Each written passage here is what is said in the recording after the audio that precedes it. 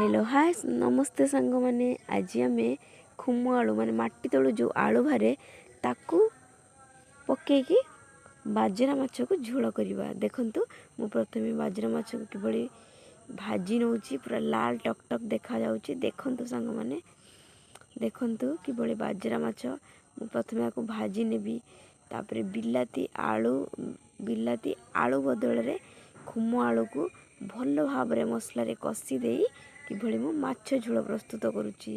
तेबे आसंतु सांग माने किभली मु याकू माछ झोल को प्रस्तुत करुची तेबे देखिबा।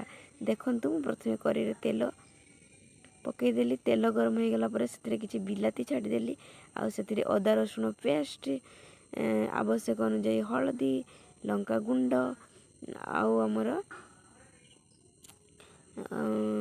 आवश्यक अनुसार लुण मध्य देई मसला को भल भाव कषि देली आ भाजी की रखिथिबा खुम आलू को सेतिरे पकई देली। भाजी की माने संतुली की हल्का हल्का लालिया देखा जाउथबो संतुली के। देखंतु मसला रे से खुम आलू को छाडी देली आउ खुम आलू भल भाव कषि। देखंतु मसला किभली भाव देखा जाउची आउ यार कलर देखि जानि परथिबे माने खुम आलू आ माछ झोलटा किभली टेस्ट हेतिबो।